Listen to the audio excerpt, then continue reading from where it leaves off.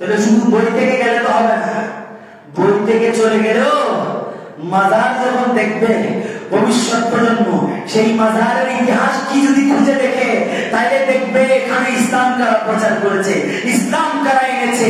এখানে ফতোয়াবাজি দিয়ে ইসলাম প্রচার হয়েছে, হাদিসের ফতোয়া দিয়ে ইসলাম প্রচার হয়েছে, কাওবা বলে ওয়াজ করে ইসলাম প্রচার হয়েছে, নাকি ফেলায়েতের পরে আজকে 90% মুসলমান দাবি করার সেই ক্ষমতা আমরা পেয়েছি।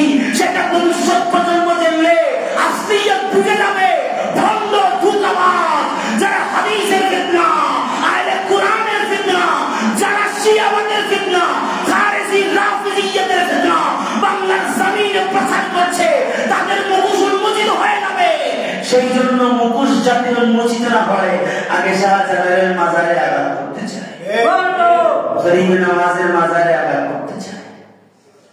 নাউজুবিল্লাহ বলেন। একটা কথা বলে,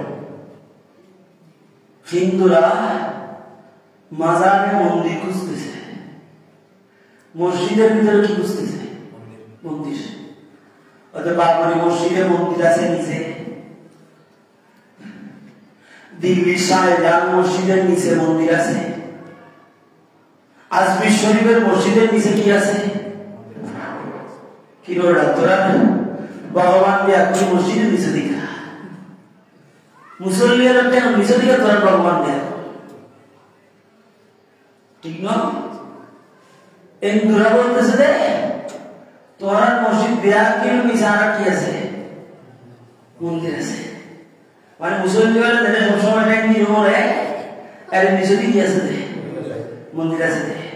এটা যায় ইতারা মাজারদের মসজিদ বানায়, ইতারা মাজারদের কি বানায়, ইতারা নতুন বক্তর লোক তো বাংলাদেশে আছে, ইতারা আমাদের মন্দির বানাবে মাজারের ঠিক নিয়ে কি রে ভাই এন্দোর লোক ধরার লোক কি শোনা ব্যস্ত নাই। ও যারা মোদী সরকারের যে প্ল্যান নিয়ে রাস্তা খাম করে, তোরা একই প্ল্যান নিয়ে বাংলাদেশে কি হবে হামলা শোনা ব্যস্ত মানা দেখিস। তার মানে মোদী সরকারের যে প্ল্যানিং